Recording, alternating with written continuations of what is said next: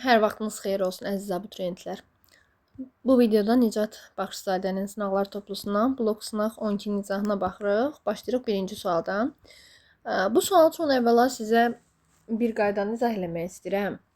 Təbii ki də verilən üç ədlinin, daha doğrusu verilən üç ədlinin vuruqlara ayırma qaydası. Yəni sizə əgər bir kvadratik funksiya verilərsə, ax kvadrat plus bx plus c şəklində, bu kvadrat üç ədlini necə vuruqlara ayıra bilərik? Bundan danışaq. Təbii ki, a vur x çıx x1 vur x çıx x2 şəklində vuruqlara ayırır. Bunun üçün əlbəttə ki, siz bunu diskriminantın və yaxud da viyetlə köklərini tapırsınız. Ondan sonra burada qoyursunuz yerinə, beləliklə vuruqlara ayırmış olursunuz. İndi baxaq misalımıza. Misalımızda 1 böl t çıx 2 bölünsün. Məxrəcdəki bilirəm ki, t-2 mötərizə kvadratıdır. Sürətdəkində vuruqlara ayırmaq üçün ya çarpaz qaydasından istifadə eləməlisiniz, ya haradasa variantlar sizə ipuclar verməlidir və yaxud da burada dediyim qayda ilə yazmalısınız. Təbii ki də 5t kvadratı 5t ilə t-nin hasilidir. -14 isə 7 ilə 2-nin hasilidir. Amma hansı mənfi, hansı müsbət olacaq? Təbii ki, bu müsbət, bu mənfi olmalıdır ki, bizdə -3t-ni versin. İndi baxın, yazıram 5t plus 7, bir də t çıx 2. Həqiqətən də vurub açası olsaq 5t kvadrat, sonra çıx 10t, üstə gəl 7t, çıx 14 alınır. Bunu biraz səliqəli yazaq. Aha, belə bir şey. Demə, indi baxaq, bilirəm ki, bölmə zamanı birinci kəsir olduğu kimi qalır, ikinci kəsir tərsinə çevrilib vurulurdu. Ona görə sürət və məxrəcin yerini dəyişirəm. 5t üstə gəl 7 və t çıx 2. İxtisarlarımızı da eləyək. Təbii ki, burada məxrəcdə t çıx 2-dən 2 dənədir. Ona görə sürətdə kvadratı ilə bir yerdə bütöv ixtisar gedər. Sürətdə qalar 1. Məxrəcdə isə qalar 5t plus 7. Yəni cavab olar Y variantı. Siz bu qaydaya da əsaslanıb, yəni bu qayda olmadan, çarpaz qaydası olmadan da vuruqlara ayıra bilərsiniz əlbəttə ki. Biraz professionallıq istəyir. İkinci tənliyə baxırıq. Trigonometrik tənliyidir. Sinus kvadrat x bərabər 4-də 3 tənliyini necə əldə eləyərəm? Şagirdlər bəzən kök almağa çalışır. Xeyr. Bunun üçün dərəcə azaltma düsturundan istifadə eləyərəm. Sinus kvadrat x-in yerinə 1 çıx kosinus 2x bölü 2 yazmaq mümkündür. Dərəcə azaltma düsturuna görə. Daha sonra buradan çarpaz vursam 4 çıx 4 kosinus 2x bərabər 6. 4 kosinus 2x bərabər olacaq -2-yə. O zaman kosinus 2x bərabər olur. -2 böldür, yəni -2-də 1. İndi 2x bərabərdir. Trigonometrik tənliyi necə əldə edirik? Gəlin buradan yazım. Trigonometrik tənliyi, kosinus tənliyini belə əldə edirik. Plus minus arc kosinus -2-də 1. Üstə gəl, təbii ki, 2 pika. Çünki kosinusun dövrü 2 pika idi. 2x bərabərdir plus minus. Baxın, arc kosinus -2-də 1 necə hesablanır? Yadda saxlayaq, arc sinus, arc tangens. Bunlar tək funksiya olduğu üçün mənfini qarşıya çıxarır. Amma arc kosinus və yaxud da arc kotangens, yəni qoşa C hərfi olanlar mənfi dərəcələr hesablamaq üçün pi-dən çıxırdıq. Yəni olur, pi çıxılsın, arc kosinus müsbət 2-də 1. Bu şəkildə hesablanmalıdır. Qalan hər şey olduğu kimidir. 2x bərabərdir plus minus. Pi çıx. Arc kosinus 2-də 1 nə deməkdir? Kosinus 2-də 1 hansı dərəcədə alır? Bilirəm ki, 60 dərəcədə alır. Yəni, pi böl 3-də. İndi 2x bərabər olacaq plus minus. Bilirəm ki, 3-də 3 pi-dən 3-də 1 pi çıxmaq deməkdir. Ona görə 2 pi böl 3 eləyəcək. Üstə gəl 2 pika. Son olaraq hər tərəfi 2-yə bölərək x-i taparam. Eləyəcək pi böl 3. Üstə gəl pika. Cavab olar A variantı. Çox maraqlı sualdır. Üçüncü sualda konusdan bəhs edir. Bu bizim konusumuz. Konusun ox kəsiyinin perimetri 16-dır. Ox kəsiyi nə deməkdir? Ox kəsiyi burada gördüyümüz üçbucaqdır. Baxın, bu üçbucaq. İndi deyir, bunun perimetri 16-dır. Bilirəm ki, konusun doğuranları bir-birinə bərabərdir. Hündürlüyün 4 olduğunu deyir. Təpədən hündürlüyü endirim. Daha sonra nə var əlimizdə? 4 olarsa deyir, həcmini tapın. Konusun həcmi silindrin həcminin 3-də 1 hissəsidir. Yəni 3-də 1 s oturacaq vur h. Və yaxud da 3-də 1 pi r kvadrat h da deyə bilərik. İndi burada nə məna çıxır? Perimetr 16 deyirsə, yazaram ki, P bərabərdir. Perimetr normalda necə tapılır? Buralara R yazsam. Ümumilikdə L və 2R. Bunları toplayıb 16-ya bərabər eləsəm, 2L üstə gəl, 2R bərabər 16 alınar. Hər tərəfi 2-yə bölüb L ilə R-in cəminin 8 olduğunu görərəm. İndi məsələ nədən ibarətdir? Burada mən Pifaqor qurmalıyam. Diqqətlə fikir verin. Məsələn, hər hansısa bir buradakı düzbucağın üstbucaqdan Pifaqoru qura bilərəm. Pifaqora görə L kvadrat bərabərdir 4-ün kvadratı üstə gəl R-in kvadratı. Düzdürmü? Elə isə burada əvəz etmə eləyə bilərəm. Gətirib burada yerinə qoyub tapa bilərəm. Və yaxud da ki, başqa çox üsul var. Deyək ki, belə də eləyə bilər. L kvadrat çıx R kvadrat bərabər 16 halına gətirərik təni. Və bilirəm ki, bu bir dəfə L plus R, bir dəfə isə L minus R deməkdir. Dilim topuq vurdu L R deməkdən. Nəsə, bunun yerinə 8 qoysam, bax bunun yerinə 8 vur. L çıx R bərabər 16 tənliyindən L çıx R-i taparam 2. İndi bu və bu. Bu iki təni tərəf-tərəfə toplayaram. Yenə də deyirəm, bu üsulla yazmaq zorunda deyilsiniz. Alınıza ilk gələn hansısa onunla yazın. Məsələn, tərəf-tərəfə toplayıram. Bunda bu R-lər islah gedəcək. Alınacaq ki, 2L ona bərabərdir. L olacaq 5. L 5-dirsə, R də təbii ki 3-dür. İndi zaten ilk başdan da əslində təxmin eləmək olurdu. Bunu Pifaqor üçlüyü 3, 4, 5-də axı ödəyirdi bu şərt. İndi daha sonra gedərəm həcm düsturunda yerinə qoyaram. Bərabərdir, elə düsturun davamınca yazaq. 3də 1 pi. Baxın, R kvadratının yerinə qoyuram 3-ün kvadratı. H-ın yerinə qoyuram 4. Olacaq, burada 3-ün 1 ilə getsə, qalacaq 3 vur 4, yəni 12 pi. Olacaq cavab D variantı. Siz baxın, burada bu tənliyi alandan sonra belə bir işdə görə bilərsiniz. Məsələn, atıram, indi buradan L-in yerinə 8 çıx R yazıb, gətirib bu tənliyi də L-in yerinə yazıb, sonra da kvadratı yüksəldib müxtəsərlə, o cür də R-i tapa bilərsiniz. Fərqi yoxdur, mən bu cür yazmağı seçdim. Baxaq 4-cü suala. Qonşu bucaqlardan biri digərinin 7 mislindən 20 dərəcə böyüdür. Qonşu bucaqlar bilməliyəm ki, ikisi bir yerdə açıq bucaq yaradılır. Ona görə də onların cəmi 180 dərəcə olurdu. Əgər biri digərinin 7 mislindən 20 dərəcə böyüdürsə, məsələn, birinə alfa deyib, digərinə 7 alfa plus 20 dərəcə deməliyəm. Və bunların cəmi olmalı 180. Alaram ki, 8 alfa bərabərdir 160, alfa bərabərdir 20. Alfa bərabər 20 bizim kiçik bucağımızdır. Böyük bucağımız 7 alfa plus 20 idi. Ona görə də 7 vur 20 üstə gəl 20 düsturundan 140-ın üstünə 20 gəlsəm 160 tapa bilərəm. Və yaxud da bu 20-ni alandan sonra ümumi 180-dən 20 çıxmaqla da 160-ı tapa bilərdik. 5-ci sualımız rəngli hissənin sayəsini hesablayın deyir. Bunun üçün nə edərəm? Baxın, yazıram S rəngli bərabərdir. S ümumi üstə gəlsin, çıxılsın S ağ.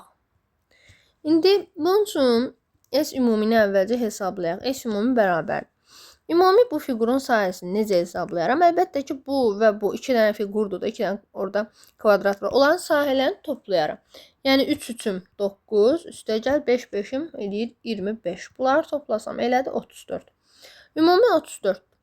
İndi gedirəm ağın sahəsini tapmağa, ağ hissədən. Baxın, bu hissənin sahəsini necə taparam? Düzbucağı üstbucaqdır. Bura ümumi 8-dir də. 3-ü 8-ə vurub yarıya bölərəm. Çünki üstbucağın sahə düsturu 2də 1 AB idi. Katet dəhəsinin yarısı. Ona görə 3-ü 8-ə vuranda 24 eləyir. Yarıya bölsəm 12. Daha sonra burada da var. Bilirəm ki, bu hissə 5-dir. 5-i 5-ə vurub yarıya bölsəm, deməli 25-in yarısı 12 onda 5 eləyəcək. Bunları toplayanda 24 tam onda 5 eləyəcək. Təbii ki də rənglini bizdən soruşulanı tapmaq üçün 34-dən 24 tam onda 5 çıxaram. Olacaq 9 tam onda 5, yəni B variantı. 6-cı suala baxırıq. Y bərabər mənfi x düz xəttinə nəzərən simmetriklik. Deməli, bilməlisiniz y bərabər x-ə görə nəzərən simmetriklik. Bir də var y bərabər mənfi x. Bunlar fərqi nə idi? Qaydanı xatırladıram. Bizə bir dənə nöqtə versin. Tutaq ki, x, y nöqtəsi. Əgər desək ki, y bərabər x-ə görə simmetriya, o zaman sadəcə olan yerlərini dəyişirsiniz. Yəni y x olur. Amma əgər desək ki, qoy eləyib, yox təzədən yazım. Hər hansı x, y nöqtəsi verib bu dəfə y bərabər mənfi x desə, artıq həm yerini, həm işarəsini dəyişirsən. Yəni mənfi y, mənfi x. Tamam mı? İndi bizə də mənfi x dediyi üçün ikinci qaydadan istifadə eləyərəm. Yəni bizim 4A nöqtəmiz keçib mənfi 3B nöqtəsinə. Həm yerlər, həm də işarələri dəyişməlidir. Nə deməkdir? Burada gördüyümüz 4 var ha. 4-ün əksi gəlib keçməlidir bura. Yəni B olur o zaman mənfi 4. Eyni məntiqlə A əksi gəlib keçməlidir bura. Demək ki, A da olur müsbət 3. Bu qədər asan. A 3, B mənfi 4. Olur cavab B variantı. Baxırıq 7-ci suala. İfadəni sadələşdirin deyir. B-nin qüvvətindəki ifadəyə gəlin bir dənə baxaq. Mən onu belə yazmaq istəyirəm. LG-ləri loqaritmi 10 əsasından yazmaq istəyirəm ki, siz daha yaxşı başa düşəsiniz. Baxın bu şəkildə 10 əsasından B. Bunu hələ ki saxladım, bunu açmadım 10 əsasından. İndi bir dənə fikir verməyinizi istəyirəm nəyə? Baxın bu da 10 əsasındandır, bu da 10 əsasındandır. O zaman o 10 əsaslar eyni olduğu üçün biz bunu belə yaza bilərik. Loqaritma B əsasından həmin LG kvadrat B. Belə yaza bilərəm də, düzdür. Bu da hansı qaydadır? Qaydasını da bir dənə xatırladım. Məsələn, deyirəm ki, loqaritma A əsasından B bölünsün, loqaritma A əsasından C. Burada hər iki əsas A olduğu üçün o bizə birbaşa verirdi C əsasından B-ni. Elə bir yuxarıdakı yuxarıya, aşağıdakı aşağıdaya keçirdi. Baxın, qayda budur. Bu qaydanı tətbiq edib bunu aldıq, düzdür. İndi bunu aldıqsa, bilməliyəm ki, bu özü nədir? Gətirib B-nin üstündə yazıram. B-nin üstündə həmin bu ifadə. Tənbəllikdən yapışdırıram üstünə. Aha. İndi bunu neyniyərəm? Bilirəm ki, bunlar B-lər bir-birini aparır, düzdür. Qalır LC kvadrat B. O da bizə verəcək C variantı. Bu qədər asan. Sadəcə qaydan bilmək lazım. Baxaq 8-ci suala. Mərkəzi 0,4 nöqtəsində yerləşən çevrə A8-10 nöqtəsindən keçir. Bu çevrənin 45 dərəcəyə mərkəzi bucağına uyğun sektorun sahəsini hesablayın. Demək, neyniyərəm? Sizə vizual olaraq başa salmaq üçün belə bir şəkil çəkdim. Koordinatlar metodunda olduğu kimi koordinat müstəvisi çəkməyə ehtiyac yoxdur. Sadəcə belə vizual çəksəz başa düşəcəksiniz. Bu O nöqtəsi çevrənin mərkəzidir. Bu da çevrənin üzərində olan hər hansı bir A nöqtəsidir. Yəni orada yazılıb, diqqətlə fikir verin. A nöqtəsindən keçir. O deməkdir ki, çevrənin üzərindədir. A nöqtəsindən keçir demək o deməkdir ki, A nöqtəsi çevrənin üzərindədir. Tamam, indi mən bunları birləşdirsəm, bu bizə radiusu verər. Bəs mən onda radiusu necə tapa bilərəm? Bilməliyəm ki, radius demək elə OA məsafəsi deməkdir və düsturuna görə hesablaya bilərəm. Kök altında. Deməli, düstur belədir. X1-in, x1 çıx x2-nin kvadratı üstə gəl, y1 çıx y2-nin kvadratı. Düzdür, bərabər. Kök altında. Baxın, 0, 8. Bir-birindən çıxıb kvadrata yüksəldəndə 8 kvadrat olur. 4, 10. 4 ilə 10 bir-birindən çıxıb kvadrata yüksəlsən belə. Buradan cavab olacaq ki, 10 çıxacaq. Radius 10 alındı. Düzdür, radius 10'dur. Radius 10'dursa bizdən soruşur sektorun sahəsi. S sektor bərabərdir. Sektorun sahəsini tapanda alfa dərəcə sürətdə 360 dərəcə məxrəcdə bunu vururduq sahə düsturu olan pi r kvadratına. Yəni bizə verilib 45 dərəcə. 45 dərəcə böl 360 vurulsun pi r kvadratın yerinə də 100 yazaram. Düzdür. O zaman nə olacaq burada? Bunları ixtisar aparsam 8 eləyəcək. Olacaq 100 pi bölünsün 8. O da bizə verər 12,5 pi-ni. Yəni C variantı. Bu sualda deyilir ki, A ədədinin cüt natural bölənlərinin sayı 63 olarsa, əvvəla neyniyərəm? A ədədini sadə vuruqlara ayıraram. Çünki burada 72-ni mən 8 vur 9 kimi yaza bilərəm. Və bilirəm ki, 8 özü 2-nin kubudur. 9 isə 3-ün kvadratıdır. Və qüvvətdəki m həm buna, həm də buna aid olur. O zaman olur 2-nin kubunun üstündə m və 3-ün kvadratının üstündə m. Biraz daha sadələşdirəsi olsaq, A ədədini 2 üstü 3m vur 3 üstü 2m şəklində alaram. İndi sən bilməlisən ki, cüt natural bölənlərin sayı necə tapılır? Əslində bundan öncəki sınaq videolarında bununla bağlı ətraflı danışmışam. İndi bir daha demək istəyirəm. Ədədin sadə vuruqlara ayrılışında tək bölənlərin sayını tapmaq üçün 2-ni tulluyursan, yəni 2 olanı atırsan, geriyə qalanla işləyirsən. Natural bölənlərin sayını tapanda normalda nə edirdik? Qüvvəti 1 vahid artırırdıq, bir-birinə vururduq. Burada bunun qüvvətini 1 vahid artırsam olacaq 2 plus 1. Bu olur tək bölənlərin sayı. İndi cüt bölənlərin sayını tapanda, yəni bizdən soruşduğu ümumi natural bölənlərin sayından tək bölənlərin sayını çıxmalıyam. Düzdür? Çünki natural bölənlər tək cüt olmalı, 2 cür olurdu. Natural bölənlərin sayı bəs nə qədərdir? Bunu necə tapım? Natural bölənlərin sayını tapmaq üçün qüvvətləri 1 vahid artırıb bir-birindən vururdum. Yəni 3m plus 1 vurulsun 2m plus 1. Bundan çıxmalıyam bu ifadəni. Yazıram. 3m plus 1 vur 2m plus 1 çıxıram 2m plus 1. Bunu əslində hesablamaq rahatdır. Niyə? Çünki 2m plus 1 hər ikisində var. Ona görə də ortaq vuruq kimi mötərizə xaricində çıxacaq. Qalacaq 3m plus 1 və burada da əmsal 1 də axı çıx 1. Düzdürmü? Bu da bizə verəcək 2m plus 1 vurulsun. Birlər islah gedəcək 3. Daha doğrusu 3m. Bərabər. Bizə vermişdi 63. Bərabər edirəm 63-ə. Burada təbii ki də hər tərəfi 3-ə bölüb m vurulsun 2m plus 1 bərabərdir 21 yaza bilərəm. İndi vurub açmaq istəyirəm. Olacaq 2m kvadrat üstə gəlin çıx 21 bərabər 0. Əslində şifahi bilmək olur. M burada 3 olur da. Niyə? Çünki 3'ü m-in yerinə burada 3 qoysam 7 eləyəcək. 3'ü 7'yə vuranda 21 eləyir həqiqətən də. M buradan 3 alınacaq. Siz diskriminantla da hesablasanız zaten eyni nəticəyə gələcəksiniz. Bizə nə deyirdi? Deyirdi natural bölənlərin A-nın deyir A naturaldən 3'ə bölünməyən natural bölənlərin sayını tap. Bunun üçün biz A ədədinin özünü də tapmalıyıq. A ədədi yuxarıda gördüyünüz kimidir. M-in yerinə 3 qoysam olacaq 2 üstündə 9, 3 üstündə 6. İndi bizə lazımdır 3'ə bölünməyən natural ədədləri, natural bölənlərin sayını tapmaq. Bunun üçün nə edərəm? Ümumiyyətlə bir ədədin 3'ə bölünməyən natural bölənlərini tapmaq üçün gərək onun tərkibində bütün 3 vuruqların kənarlaşdırasan. Və yerdə qalan ifadənin natural bölənlərin sayını tapırsan. Üçün vuruqlarını buradan siləndə, yəni ki bunu tullayanda qalır ancaq bu.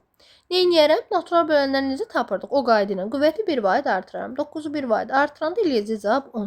Yəni 3'ə bölünməyən 10 dənə bunun natural böləni olmuş olur. 10-cu suala baxırıq. Bizə kvadratik tənliyi verib köklərimiz də bulardır. Bilməliyəm ki, köklər cəmi bizdə burada gördüyümüzün, yəni B əmsalının əksinə bərabər olur. Ona görə də bunun əksi demək 4A üstə gəl B çıx 5 deməkdir. İndi x1, x2'nin yerinə burada gördüyümüz ifadələri qoysaq 2A çıx B üstə gəl 2A plus B. Və buradan sadələşdirmə aparsaq. Təbii ki, B'lər islah gedir. 4A bərabərdir 4A plus B minus 5. 4A'lar da islah gedir. Qalır B bərabər 5. İndi köklər cəmi ilə işlədik. Eyni məntiqlə köklər hasilinə də baxa bilərəm. Yəni x1 və x2 hasili bizə verməlidir. B kvadrat çox 14'dür. Yazaram onda 2A çıx B vurulsun 2A plus B. Bərabərdir B kvadrat çıx 14. Bu zaten bizə 4A kvadrat çıx B kvadratını verir. Belə yazası olsam bizdə nə alınacaq? Olacaq 4A kvadrat çıx 2B kvadrat bərabər mənfi 14. 2'yə də bölsəm hər tərəfi 2A kvadrat çıx B kvadrat bərabər 7. Mənfi 7. Belə alınır. İndi B kvadratın yerinə B onsuz 25'də axı. Daha doğrusu B özü 5'dir. B kvadratın yerinə 25 yazıram. Olacaq 2A kvadrat bərabərdir. Mənfi 7 üstə 25 gələndə eləyər 18. Buradan da A kvadratını 9, yəni A-nı 3 alaram. Bizdən soruşurdu AB cəminin kiçik qiymətini. Bilirəm ki, A bərabər 3, B bərabər 5'i toplasam 8 olar. Bu daha böyük qiymətdir. Zaten variantlarda da yoxdur. Ona görə də A-nın 3 deyil, A-nın mənfi 3 qiymətini nəzərə alaram. Mənfi 3 ilə 5'i toplayası olsam bizə verəcək müsbət 2. Ona görə də kiçik qiymət olur A variantı. Böyük qiymətə soruşsa cavab 8 olardı. Baxırıq 11-ci suala. Deməli, verilmiş açılış şəklinə görə düzgün piramidanın tam səthinin sahəsini hesablayın. Demək, şəkildən görünür ki, bu düzbucaqlı, düzgün dördbucaqlı daha doğrusu piramidadır. Və neyniyərəm? Burada bir dənə kvadrat görürəm. Bu bizim piramidamızın oturacağıdır. Və onun tərəflərinə kiçik olan 4 dənə bərabər yan üz var. 1, 2, 3. Bu dördüncü də bu tərəfə gəlib keçəcək. Onda mən neyniyərəm? Əvvəla mənə lazımdır təbii ki də oturacağın sahəsini tapmaq. Oturacaq budur və oturacağın tərəfi əgər 5-dirsə, o zaman S oturacaq bərabərdir. Kvadrat olduğu üçün oturacağımız bizə deyir də axı düzgün piramida. Demək oturacaq düzgün dördbucaqlı. Yəni ki kvadrat. Ona görə də A kvadrat düsturuna görə 5-in kvadratı, yəni 25 olar. İndi getməliyəm yan üzünün sahəsini tapmağa. Təbii ki də bunun üçün neyniyərəm? Burada bizə buranı verib 6.5. Buranı verib 6.5. Və mən bilməliyəm ki, bura 6.5-dirsə, mən həmçinin bunların hamısı, bax, bu da, hamısı bunların, həmçinin bunlara da aiddir. Bu tillərin hamısı 6.5. Çünki eyni ölçüyə malik olurlar. Baxın, məsələn, burada 6.5-dir, bura 6.5-dirsə, bilirəm ki, bura 5-dir. Təpədən hündürlüyü endirsəm bu şəkildə. Bu 5, 2.5 olaraq 2 bərabər hissəyə bölünür. İndi şəkli yaxınlaşdım, diqqətlə fikir verin. Bura bizim hündürlüyümüzdür, H yazıram. Bu hündürlüyü tapmaq üçün təbii ki Pifaqor qurmaq lazımdır bu üçbucağa. Pifaqora görə mən hündürlüyü kənarda tapıram. Hündürlüyün kvadratı üstəgəl 2.5-in kvadratı bərabərdir 6.5-in kvadratı. Bu olacaq hündürlüyün kvadratı üstəgəl, deməli 6 tam %25 bərabərdir 42 tam %25. Buradan H kvadratını alaram 36, demək ki hündürlüyümüz olur 6. İndi S yanı, yəni ki ümumi yan səthinin sahəsini necə taparam? Burada neçə dənə üçbucaq var? Yəni neçə dənə yan üz var? 1, 2, 3, 4. Ona görə də 4-ü vuraram bir dənə üçbucağın sahəsinə. Bir dəqiqə bunları düzəldim. Bir üçbucağın sahəsində buradan tapırıq. Düzdür, 2 ilə 1 AH düsturuna görə. Yazıram, vur 2-də 1 AH. Bərabər düstur olacaq 2 AH. İndi 2 AH-a görə S yanı təkrar hesablayaq. 2 vur. A demək bizim oturacağımız deməkdir. Hansı ki oturacaq buradır, yəni 5-dir. H isə az öncə tapdığımız 6-dır. Vurası olsaq eləyir 60. İndi tam səthinin sahəsini soruşur da S tamı tapmaq üçün bir dənə oturacağımızla ümumi yan səthinin sahəsini toplayaram. Bu da verər bizə 85A variantı. 12-ci suala baxırıq. Ayrılışında X-dən asılı olmayan həddi tapın deyir. Bunun üçün neyniyərəm? Binom açılışının ümumi hədd düsturundan istifadə edərəm. Və bu necədir bu düstur? Məsələn, T ilə işarələyirəm. T K plus birinci həddi necə tapırdıq? Kombinezon N-dən K vur. A üstündə E minus K vurulsun B üstü K. Təbii ki də burada N bizim qüvvətimizi göstərir. Yəni bizdə N 8-dir. AB nədir bəs? AB bizim çox həddimizdəki bir ədləri göstərir. Yəni X-lə 1/X-i göstərir. 1/X-i də X üstü -1 kimi yaza bilərəm. Belə daha səliqəli olur. İndi düsturda yerinə qoysaq, bizə nə lazımdır? X-dən asılı olmayan həddi tapmaq. Yəni ki, X-dən asılı olmayan həddində sərbəst hədd nəzərdə tutulur da. Sərbəst hədd demək də ən axırda biz nəzər alacaq. Deyəcəm ən axırda. Gəl bir dənə T K plus 1-i tapaq. Bərabər. Olacaq kombinezon 8-dən K vurulsun. X üstündə 8 çıx K vurulsun. X üstü -1-in üstündə K. Biraz daha sadələşdirsək, kombinezon 8-dən K. 8 üstündə X üstündə 8 çıx K. X üstündə -K olmuş olur. Biraz səliqəsiz yazıram. Kusuruma baxmayın. İndi əsaslar eynidir. Vurma zamanı qüvvət üstləri toplanılırdı. Ona görə 8 çıx 2K yaranacaq. Və bizə deyirdik ki, X-dən asılı olmayan həddi tap. Yəni sərbəst həddi tapmamızı istəyir. Düzdür. Və bunun üçün də X-in qüvvət üstü nə olmalıydı? 0-a bərabər olmalıydı. Yəni, əgər sərbəst həddi axtarırıqsa x-in qüvvəti olmamalıdır. X orada olmamalıdır. Ona görə 8 çıx 2k-nı 0-a bərabərləşdirib 2k bərabər 8 tənliyinə k-nı 4 taparam. İndi sonra nə olur? Həddin özünü tapmalıyam. Demək k bərabər 4 tapdım. Gedərəm k bərabər 4-ü yerinə qoyub hesablayaram. T'nin düsturunda. K'nın yerinə 4 qoysam olacaq T5 bərabərdir. Kombinezon 8-dən 4 vurulsun x üstü 0 bərabər. Bu da zaten x üstü 0 onsuz 1'dir. Kombinezon 8-dən 4 edəcək. Kombinezon 8-dən 4'ü hesablayanda da 8 faktorial bölünsün 4 faktorial vur 4 faktorial olur. Orada da belə yazıq da 8, 7, 6, 5. Bu birisi də 4, 3, 2, 1. Çünki 4 faktorialın birini ixtisar apardıq. Bu 8 bu ikisi ilə gedər. 3 də bundan getsə 2 qalar.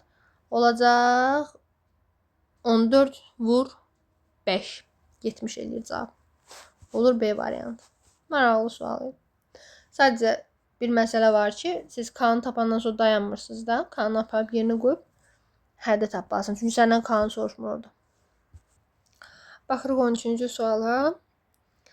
Deməli, fəzanın M nöqtəsi tərəfləri bu olan üçbucağın tərəflərindən 5 cm məsafədədir. Bunun üçün neyniyərəm? Bir dənə üçbucaq çəkərəm.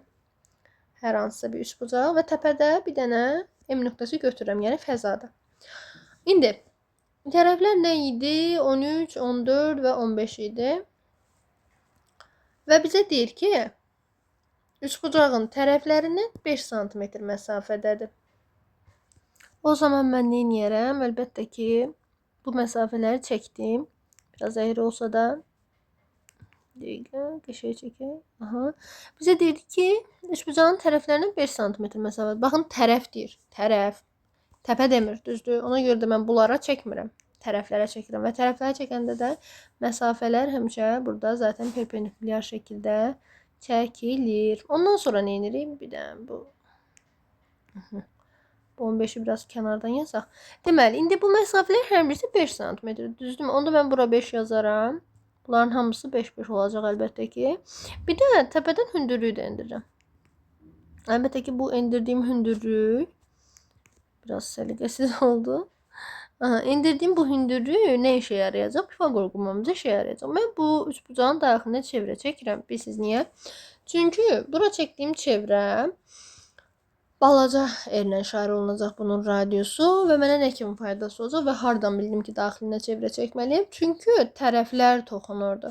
Bilməlisiniz ki, bir üçbucaqda əgər tərəflər toxunubsa, demək ki, baxın bu hissələrə, demək ki, daxilə çəkilib. Yox, əgər təpələr toxunmuş olsaydı, yəni belə bir şəkil olmuş olsaydı, o zaman xaricinə çevrə çəkərdim. Tərəflər dediyi üçün daxilinə çəkirəm. İndi burada müəyyən Pifagorlar yaranır. Gönül istərdi biraz daha səliqəli çəkmək, amma əlimdən gələn budur. Neysə, belə bir şey. İndi burada bizim əlimizdə radius olmalıdır ki, biz hündürlüyü də tapa bilək. Çünki radiusu bizə hündürlüyü təbii ki, çıxacaq avtomatik. Radius necə tapılacaq? Bizim sahə və radiusla əlaqə düsturumuz var idi. Deyirdik ki, yadınızdadırsa balaca yerin düsturu var idi. 2S bölünsün P. P burada perimetrdir. Yox, əgər yarım perimetr düsturu olanı istəyirsinizsə, o zaman sadəcə S böl P deyirsiniz. Yarım perimetr olanda 2 olmur. Əgər 2 iştirak edibsə, demək perimetrdir.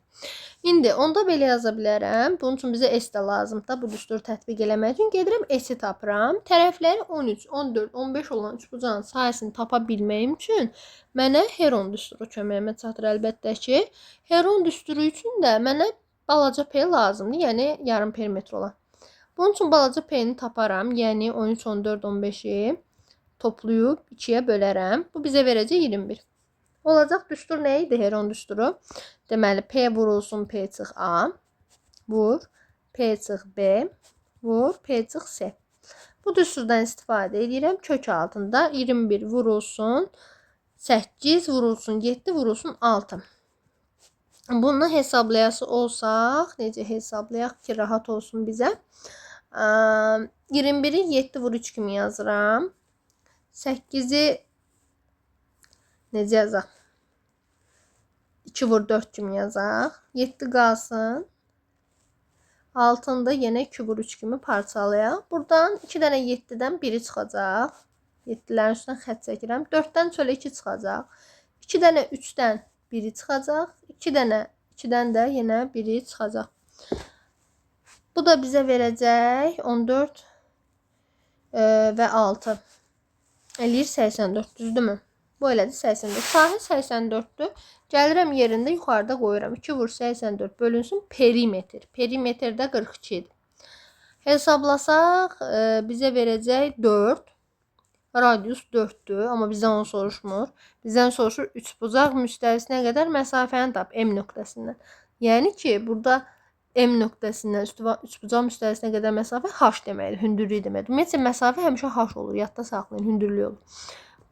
Burada gördüyünüz düzbucaqlı 3 bucaq ki var. Bura Pifaqor tətbiq eləyəcəm. Həmin düzbucaqlı 3 bucağı kənarda çəkirəm ki, sizə də aydın olsun. Deməli, burası H-dır, burası 5'dir, burası da R-dir. Hansı ki biz 4 aldıq. Pifaqora görə H bərabər 3 olacaq əlbəttə ki. Cavab olur C variantı.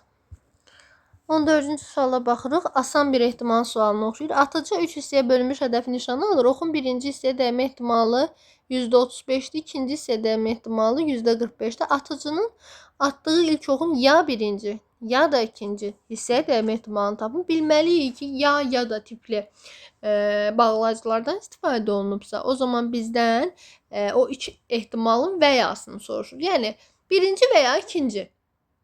Tamam mı? Veya olanda biz ne inirdik? Topluyorduk. Düzdür. Ona göre de sadece ihtimalları birbirini toplayacağız. 0 tam %35 ile 0 tam %45'i toplayarak bu da bize verir 0.8 olar B variantı. Yok eğer bize ya da demeye yerine ortada V yazsaydı veya yerine V olsaydı yani yazsaydı ki ilk oxun birinci ve ikinci hissə hər ikisinə dəymə ehtimalı, o zaman təbii ki onları vurardıq bir-birinə. Sonra keçirik 15-ci suala. Deməli, görürük ki, burada ardıcıllıq var. Hər dəfəsində 2 vahid arta gedir və sonda cəm olub 819. Bunun üçün məlumatları yazıram. Birinci əddim 19'dur. Sonuncu əddim, yəni A-nim də 2 minus 1'dir. Və A-in düsturundan mən orada n-nı tapa bilərəm. N-nın qiymətini tapa bilərəm. A-nin düsturu nə idi? Deməli, bu arada silsilə fərqinin qiymətini yazmadım. D bərabər 2. Aha. A-nin düsturu belə idi. A1 üstə gəl M-1 D. Burada yerinə qoyuram. 2n çıx 1 qoyuram A-nin yerinə. A1'in yerinə 19 qoyuram. N çıx 1 vurulsun D-dəki 2'dir. Bunu sadələşdirək, görək N nə eləyir. Üzrü sayını N dedim. Sonuncu ət deyil, hər hansı bir K-nın cəhəd. Bura K yazaq ki, fərqli hərf yazaq ki, əziyyət çəkməyək. AK belə yazaq. K-1 əlbəttə ki onda olacaq. Aha, bu şəkildə N-lərin bir dənə yerinə K-nı düzəldim. Aha. İndi bunu sadələşdirəsi olacaq ki, N çıx 1 bərabərdir. 2K üstə gəl 17 olacaq, düzdür? Çünki 19'dan 2 çıxırıq. Yəni olacaq K bərabərdir. 2K bərabərdir. 2N çıx 18'ə. K da bərabər olur N çıx 9'a. Düzdür? İndi bu qalsın bir köşədə. Biz nəyi tapmalıyıq? Cəmi. Bizə cəm düsturu da lazımdır. Düzdür? Cəm düsturu ilk K həddin cəm düsturu. A1 üstə gəl AK bölü 2 vur K düsturu ilə tapılar və bu 819'a bərabərdir, özü verib. Yerinə qoyuram 19 üstə gəl AK-nın yerinə 2n çıx 1 qoyuram. Bölünsün 2 vurulsun. Bax K-nın yerinə artıq -9'u qoyuram. Aşağıda tapmışdıq. Və bunu həll edirəm.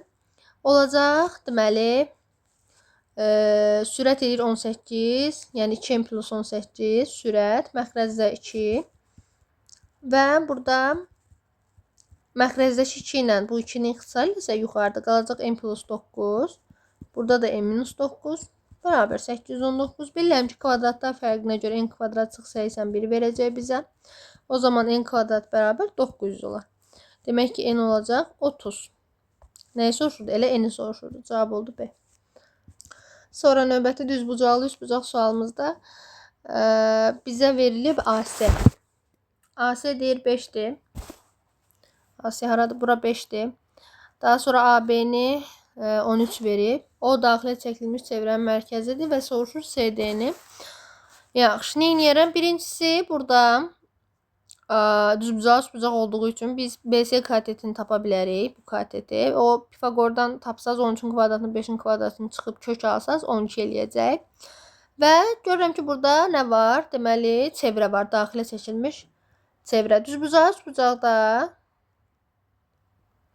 deməli, daxilə çəkilmiş çevrənin radiusu A plus B çıx C bölü 2 düsturundan tapılırdı. Yerinə qoysaq, katetlər 5 və 12-dir. Hipotenuz da 13'dür. Bunu hesablasaq, bu bizə verəcək 4 bölü 2 cavab olar 2. İndi CD-ni necə tapaq? Burada bu mərkəz ki var. Fikir versəz AD o nöqtəsindən keçib də çevrənin mərkəzindən keçib. Mən də bilməliyəm ki, çevrənin daxilinə üçbucağın daxilinə çevrə çəkiləndə o çevrənin mərkəzi tənbölənlərin kəsişmə nöqtəsi olurdu da, düzdürmü? Ona görə də qəşəng nisbət qura bilərəm. Necə bir nisbət quraram? Yazaram ki, CD-nin ya da belə yazaq elə. Deməli, tənbölən kimi yanaşıram AD-yə və yazıram ki, AC-nin CD-nin nisbəti bərabərdir AB-nin DB-yə nisbət. Qutardı getdi. İndi bax, bütöv 12-dirsə, məndən soruşur CD-ni. Gəl CD x yazaq, onda bu 12 minus x olacaq. Sadəcə yerinə qoyuram. 5 bölünsün x bərabərdir. 13 bölünsün 12 çıx x. Və 13x bərabərdir. 5-i 12-yə vursam 60. Olacaq 18x bərabər 60. X bərabər 60 18-ə böləndə 10 bölü 3 eləyir də. Düzdür, 6-ı ixtisarlədim deyə. Olur cavab A variantı. Çox rahat. Sadəcə bilməniz gerəkən şey odur ki, daxilə çəkilmiş çevrə, çevrənin mərkəzi tənbölənlərin kəsişdiyi nöqtədir. Yəni AD tənböləndir. Buradan da qeyd edirəm. AD tənbölən. Ona görə. 17-ci suala deməmişdən əvvəl, əgər hələ də videonu izləyirsənsə, fikrini şərh olaraq yazmağı unutma deyirəm və mütləq şəkildə çalış ki, yazdıqlarını başa düşəsən. Əgər videonu sadəcə izləyirsənsə, heç bir dəftərə qeyd eləmirsənsə, heç olmasa izləyəndə mütləq diqqətli izlə. Bilmədiyin yeni bir şey olsa, onu mütləq qeyd elə. Çünki videonun sonuna çatanda artıq öyrəndiyin nələrsə yaddan çıxa bilər. Və təbii ki də heç vaxt gec deyil. Çox az vaxt qalıb deyərək təəssüflənmək lazım deyil. Sənin son günlər işlədiyin hər bir sual sənin üçün çox böyük bir əhəmiyyət kəsb eləyir. İndi baxaq 17-ci suala. Vektorlara aid sualdır. A-nın modulu B-nin moduluna bərabərdir və AB-yə perpendikulyardır. Perpendikulyar vektor görən kimi bilməliyəm ki, onların skaler asili 0 olur. Daha sonra deyir, bu vektor arasındakı bucağın kosinusunu tapın. Təbii ki, nə edərəm? O vektorları bir-birinə vuraram. Vurub açım, skaler asillerini tapım. Ondan sonra baxarıq. Çünki məlum məsələ, bucağın kosinusunu istəyirsə, bizdə kosinus düsturu necə idi? Deyirdik ki, iki vektorun kosinusu arasında qalan bucağın kosinusunu soruşursa, həmin x, y, indi AB demirəm, AB desəm qarışdırarsın, ona görə x, y deyirəm. Həmin onların skaler hasilini bölürdük modulları hasilinə. Ona görə də bizə lazımdır gedib bu verdiyi vektorları həm skaler, həm də modullar hasilini tapmaq. Deməli, yazıram. 3A çıx B vurulsun A çıx 3B. Yəni sürətini tapmağa çalışıram.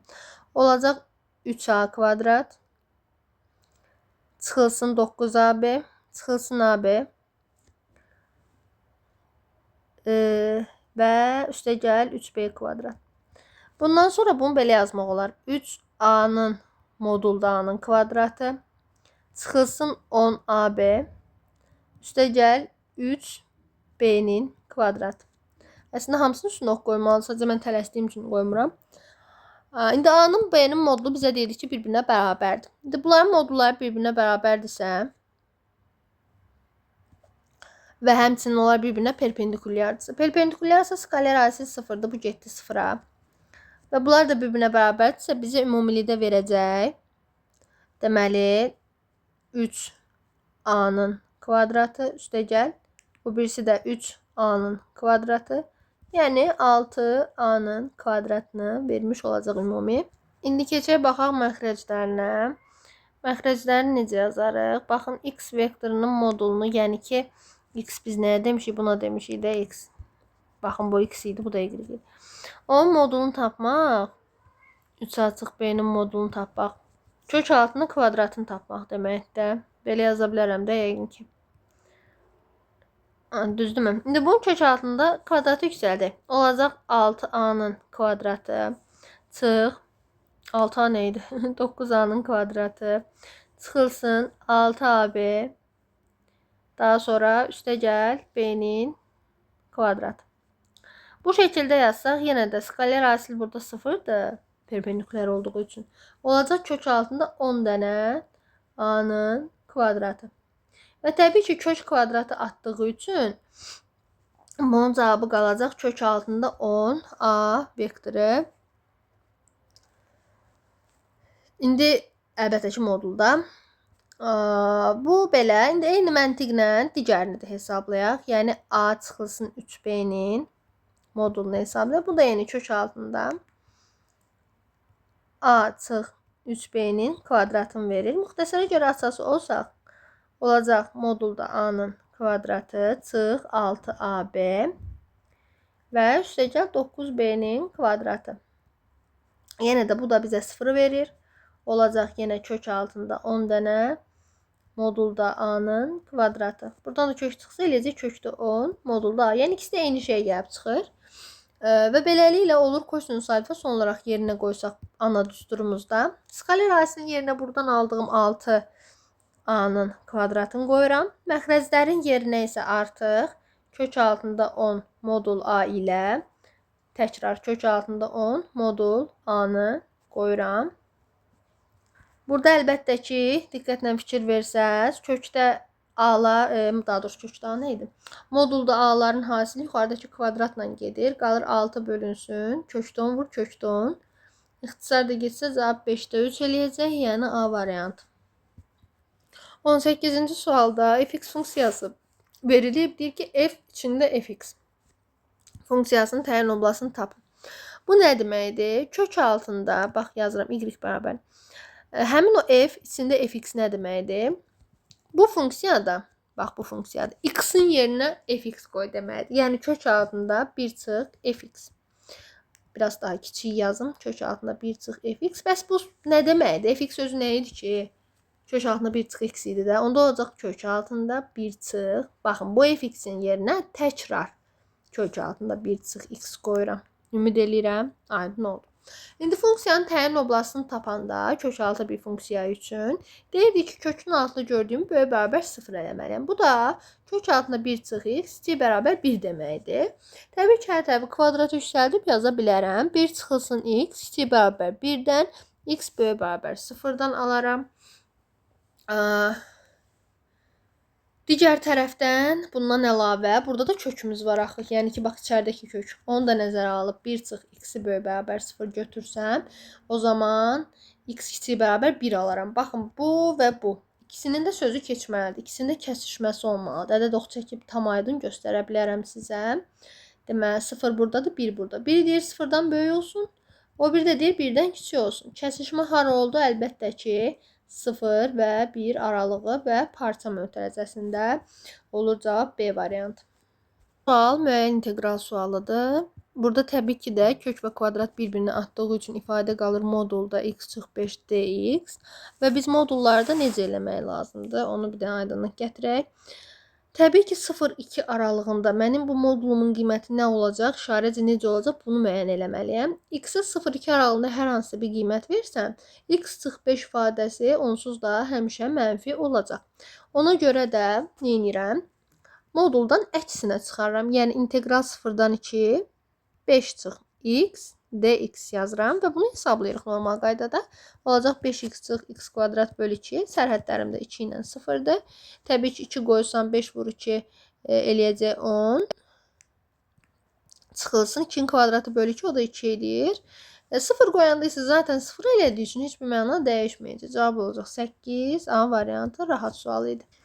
20-ci suala baxırıq. Əgər bu sualları izah eləməyimin sizin üçün faydası olursa və videoların davamını gün ərzində daha çox video, 1-2 video gəlməsini istəyirsinizsə, ən azı mütləq şərhlərdə fikrinizi bildirin. Mən də bilim ehtiyac varmı deyə. X və Y ədədlərinin hansı qiymətlərində Z1 və Z2 ədədləri qoşma kompleks ədədlər olar? Qoşma olanda nə olurdu? i-nin qarşısındakı işarəsi əksinə olaraq dəyişir. Bunun üçün biz əvvəla i üstü 5 var burada, i üstü 7 var. Onları sadələşdirməliyik. Gəlin Z1-i əvvəlcə ayrıca yazaq. X çıx 1 çıxılsın 3y. i üstü 5-in yerinə nə yaza bilərəm? Bilməlisən ki, 4-ə bölüb qalıqla işləyirdik. Yəni i üstü 5 demək, i üstü 1 deməkdir elə. Yəni i. Ona görə elə burada i yazıram. Z2-yə baxaq. 4 çıx x çıx y üstə gəl. i üstü 7 var. Burada da 4'e böləndə qalıq eləyir 3. i üstü 3-də o bizə verir mənfi i-ni. Niyə görə? Çünki i kvadrat vur i kimi parçalasam, i kvadrat mənfi 1 olduğu üçün mənfi i-ni verir. Onda 1 plus x vurulsun, mənfi i yazsam, bir dənə fikir verin. i-nin qarşıya atıb mənfisini bura atıram. Anladıq da neynədim? Mənfi i-nin mənfisini qarşıya attım, bu şəkildə yazdım.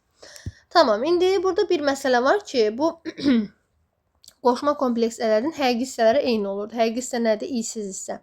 Yəni, baxın, bu hissələr bir-birinə bərabər olmalıdır və eyni məntiqlə xəyali hissələr, yəni i-nin qarşısında duranlar da bir-birinə bərabər olmalı idi.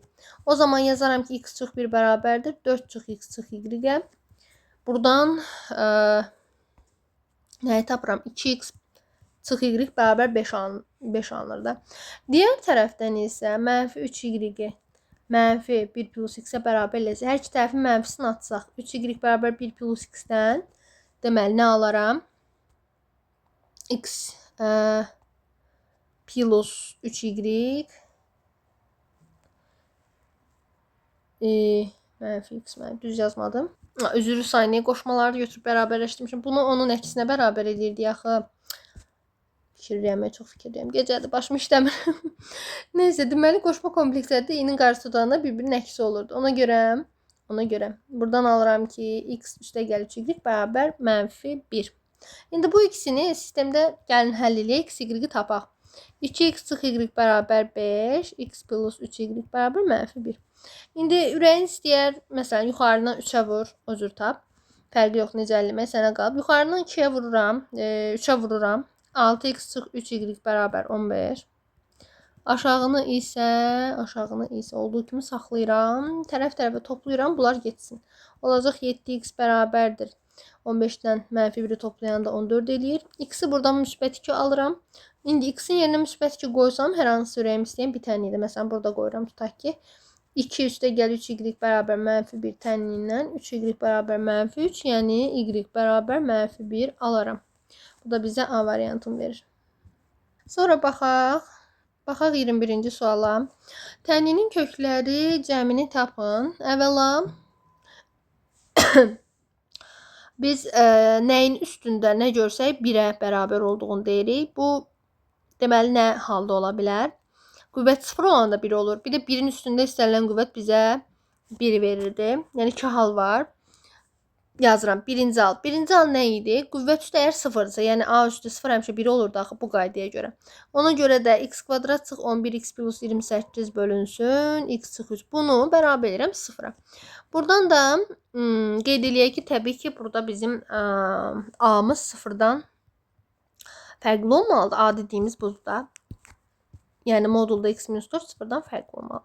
İndi bunu 0-a gəlin bərabər eləyək.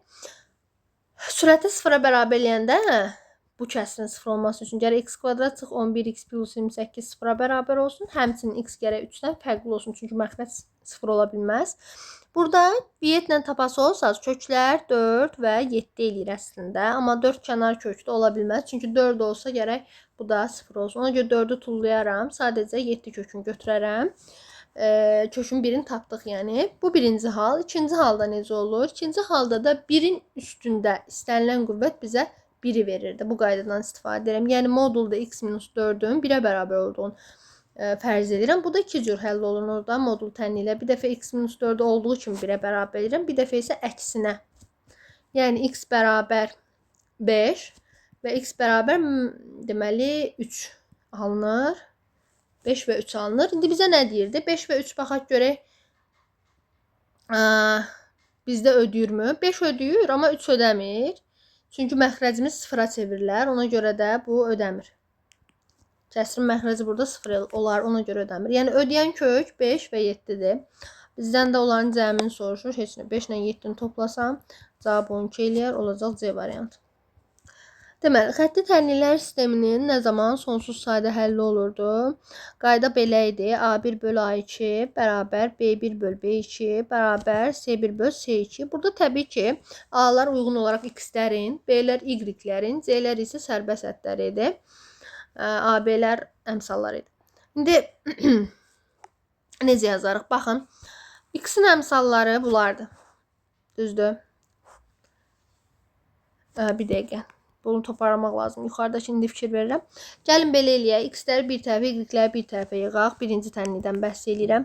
Olacaq AX, yanaşı yazıram, çıx BX, üstə gəl AY çıx BY bərabər 4. Aşağıdakı tənliklə heç bir işim yoxdur. İndi, burada nə baş verir?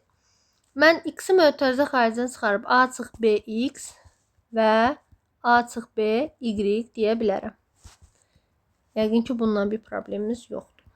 İndi, yuxarıda yazdığım qaydanı tətbiq eləsəm, nə yazaram? Yazaram ki, A çıx B-nin 4-ə nisbəti bərabər A çıx B-nin B-yə nisbəti və bərabərdir 4-ün 8-ə nisbəti. Düzdür? Onda belə çıxır ki, məndə B 4 olmalıdır. Niyə? Çünki bu kəsrlər bir-birinə bərabərsə B 4 olmalıdır. İndi B 4-dürsə və 8-də 4 də ixtisar yerinə 2-də 1 eləyir. Onda A çıx B bölü 4 kəsrini 2-də 1-ə bərabər eləyərəm elə. B-nin yerinə də 4 qoysam, tapmışam axı. Olacaq A çıx 4 bərabərdir. Çarpaz vurub 4 2-yə böləndir ki, A-nı alaram 6. İndi mənə nə istəyirdi? AB cəmini istəyirdi. A plus B bərabərdir. 6 plus 4 cavab olacaq 10 D variantı. 23-cü suala baxaq. Limit hesablanmamızı istəyir bizdən. Deməli, yazaram limit. X yaxınlaşır sonsuzluğa. Bizə bu birinci ifadə nə verir? Kök altında X plus 2-nin mötərizə kvadratını verir.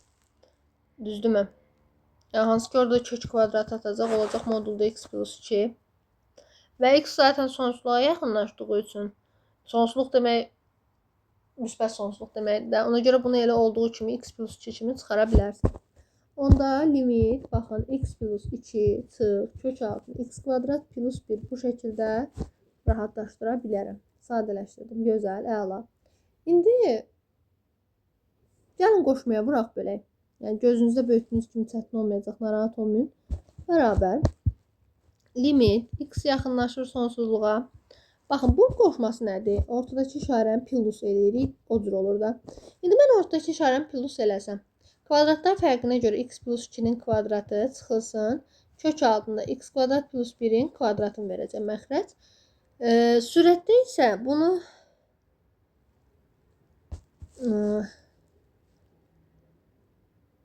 səhv yazdım. Kvadratlar fərqi yuxarıda olur. Dəqiqə bunu qaldıraq yuxarı. Aha. Deməli, eyni məntiqlə aşağıda da X plus 2 üstə gəl kök altında X kvadrat plus 1-ə vursaq bu şəkildə bir cavab alınır. İndi yuxarıda sadəcə işləmlər görürük, sadələşdiririk. Olacaq. Limit yazısı təbii ki, hər dəfəsində yazılmalıdır. Məxrəc olduğu kimi qalır. X plus 2 üstə gəl kök altında X kvadrat plus 1. Sürətdə isə sadələşdirmə aparırıq. Baxın, olacaq nə? Burada kök kvadratı atır zaten. Kök kvadratı atır, qalır belə bir ifadə. Qarşısındakı mənfi onun hər birisinin işarəsini dəyişir. Yəni, çıx X kvadrat, çıx 1 bu şəkildə olur. Bunu müxtəsərdən açsaq, eləcə X kvadrat üstə gəl 4X plus 4, çıx X kvadrat, çıx 1. Təbii ki,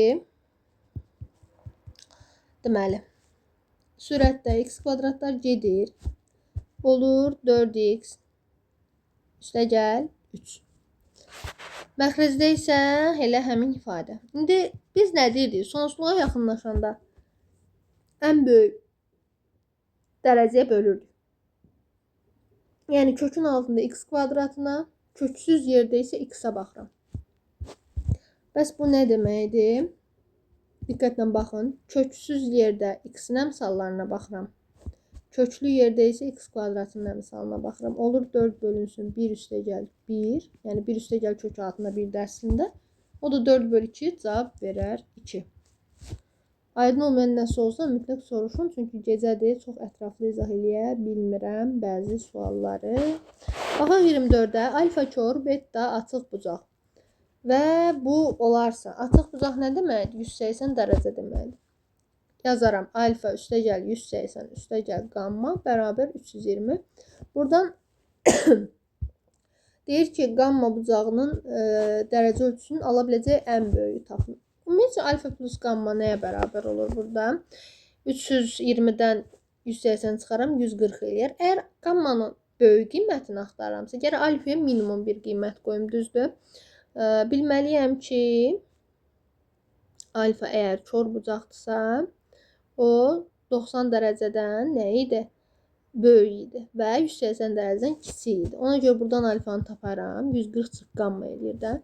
Və həmin o 140 çıx qamma bayaq dediyim kimi 90-dan 180 arasında yerləşir. Çünki mötərizədə də yazıram kör bucağı idi. İndi hər tərəfi neyiniyim? Hər tərəfdən 140 çıxım. Mənfi qamma 140 çıxsam burada 40 eləyər. 90-dan 140 çıxsam mənfi 50 eləyər. İndi hər tərəfi mənfi 1-ə vururuq və bərabərsinin işarəsi dəyişəcək. Qamma artıq yerləri dəyişir. Mənfi 40 bura keçir, 50 bura. Bu şərti ödəyən ən böyük qamma nədir? Əlbəttə ki, 49-dur. Tam qiymət istəyir də ona görə. Cavab olur 49. İndi burada 25-ci sualdan baxaq görək nə etmək olar. Sinifdəki oğlanların sayının 40% artırdıqda. Sinifdəki oğlanlara x deyirəmsə 40% artıranda 140% olur da, düzdür? Yəni 1/4x. Deyir oğlanların sayı qızların sayından 6 nəfər çox olur. Yəni oğlanların sayı bərabərdir qızların sayından 6 nəfər çox. Qızların sayını 60% artırdıqda. Qızlar hal-hazırda y-dir. 60 artırsaq 1/6 y olacaq.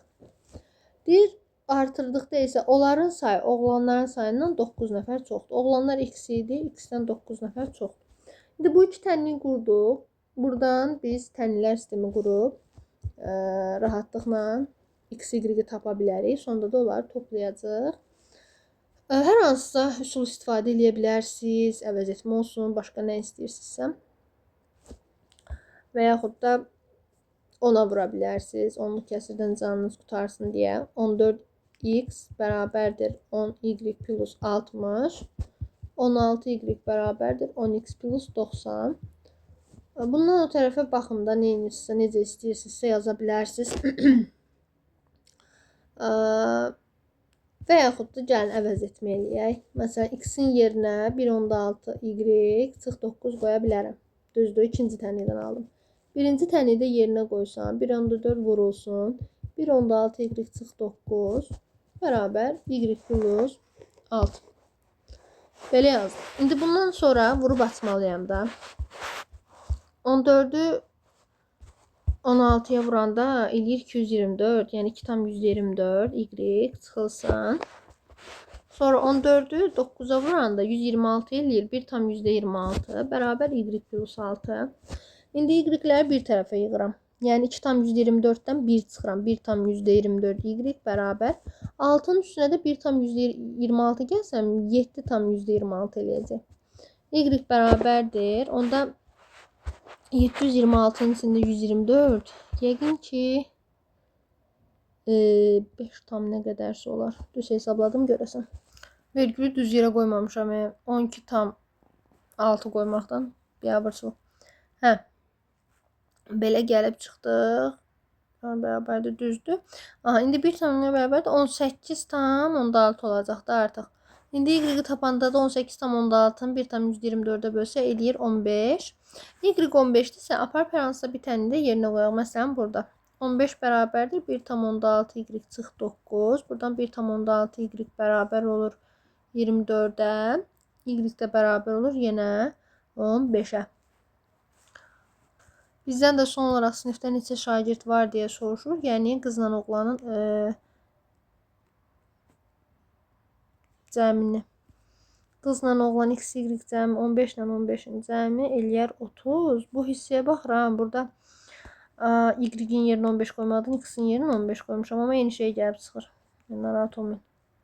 Eləyir vur 15 çıx 9. Qoy görək burada nə olacaq. Bu hissələr silək. Düz yazımda yəqin ki vur olsun 15 çıx 9. İndi 16-nı 15-ə vuranda 240 eləyir də, düzdür. Onda 24-dür. 24 çıx 9 eləyir 15. Fikir verin, yenə də eyni şey gəlib çıxır. Ona görə 15 plus 15 cavab elə 30 olmuş olur. Sonra 26-ya baxırıq. 250-dən kiçik bütün natural ədədlərdən 6-ya bölünənlər A çoxluğunu, 9-a bölünənlər B çoxluğunu təşkil edirsə, kəsişməni tap. Kəsişmə nə deməkdir? Həm 6, həm 9-a bölünmə. Yəni əkov 6 və 9. Bunun cavabı edir 18, düzdürmü? Yəni biz 18-ə bölünənləri axtarırıq. 250-dən kiçik ədədlər üçün təbii ki, burada ən böyük 249 olacaq da artıq. 18-ə bölünənlərin sayını axtarırıq. 18-ə bölünən kiçik ədəd elə 18-dir. Düzdürmü? Ən böyük isə 234 olmalıdır. Və bu aralıqda olan 18-ə bölünənləri axtarırıq. Bunun üçün neyinirdi? 234-dən 18 çıxırıq. 18-ə bölünməni axtardığım üçün 18-ə bölürəm və son olaraq üstünə 1 gəlirəm. Çünki hər iki mötərəzə daxildir.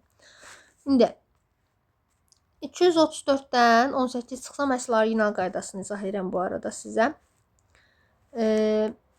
Yəni başqa qısa yol nədir? Elə birbaşa 18-ə bölməklə yuvarlaqlaşdırıb cavab götürə bilərsən. Əlbəttə ki. Amma mən yenə də deyirəm, əsl orijinal olması gerəkən qaydanı izah edirəm. Nəysə 216 bölü 18 plus 1.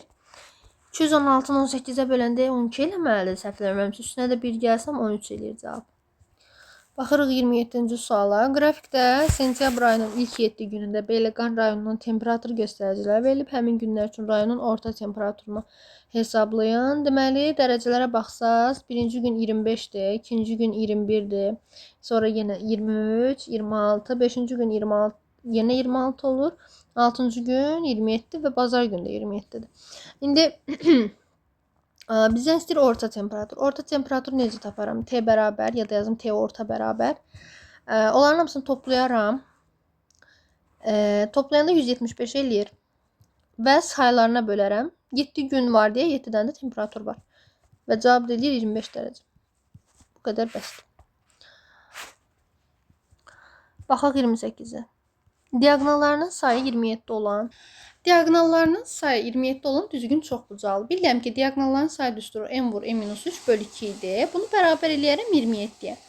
Təbii ki də çarpaz vursaq n vur n-3 bərabər 54 alaram. Bilməlisən ki, kvadratları nə kimi də həll edə bilərsən? N kvadrat çıx 3n çıx 54 bərabər 0. Buradan bir yetlə kökləri taparsan, zaten tapsan görəcəksin kökün biri mənfidir. Təbii ki, n mənfi olmaz deyim, müsbət kökü götürəcəksən və yaxud da şifahidən də şagirdlər bilir ki, n bərabər 9 olan da ödəyər. Niyə? Çünki n 9-dursa bu eləcək 6. 9-u 6-ya vuranı həqiqətən 54 eləyir. Demək, aldıq n-i 9. N burada tərəf, təpə və yaxud da bucaq sayını göstərir. Bizdən isə soruşur ki, bir daxili bucağının bir xarici bucağına nisbətini tapın. Demək, bir daxili bucaq və bir xarici bucaq. Bunların həmişə cəmi 180 olur. Mən bir xaricini tapa bilərəm. Yazıram, baxın, bir xarici. Bir xarici 360 böl n düsturu ilə tapılır. Yəni 360 böl 9. Bu bizə verər 40. Əgər bir xarici 40-dırsa, onda bir daxili də əlbəttə ki 180 çıx 40, yəni ki 140 olar. Onların nisbətini soruşur daxilin xarici. 140-ı 40-a bölərəm. O da 14 böl 4 deməkdir. Yəni ki 3,5 eləyər.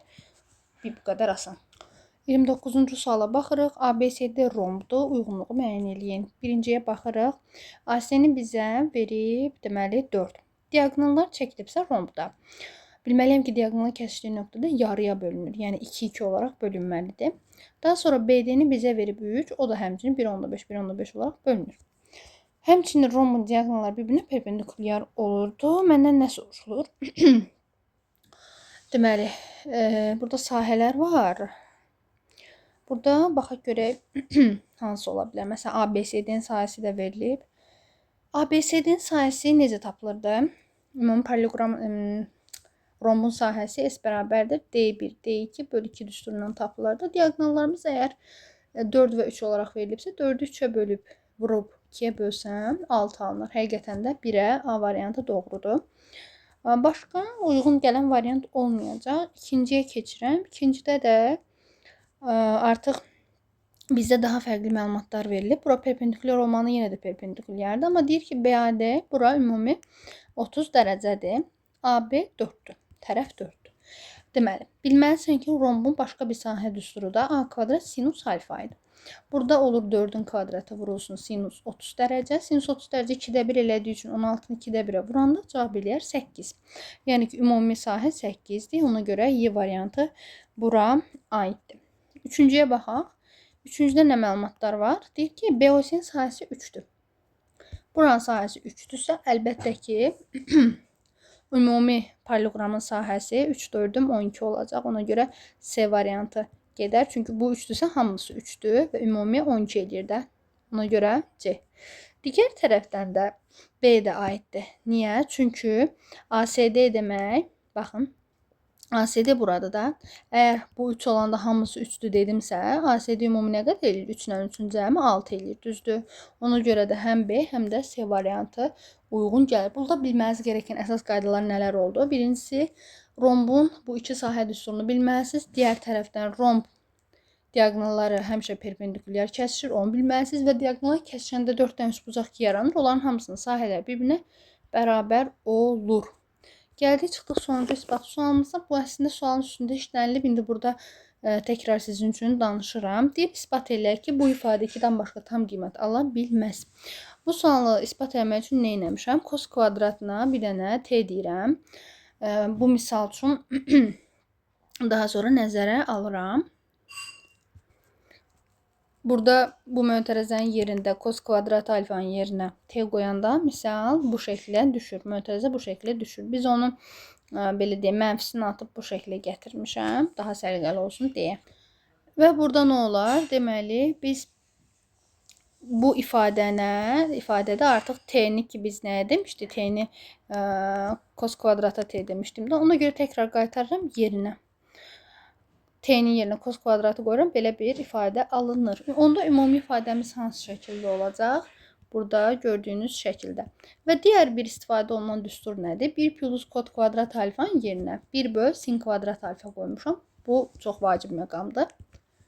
Hansı ki, buradan sonra ixtisarlar baş verir. İxtisarlardan sonra cos kvadrat alfa plus 2 bərabər bu ifadə özü qalır. Bunun da 2-yə bərabər olmasını isbat eləmək lazımdır. Bəs niyə?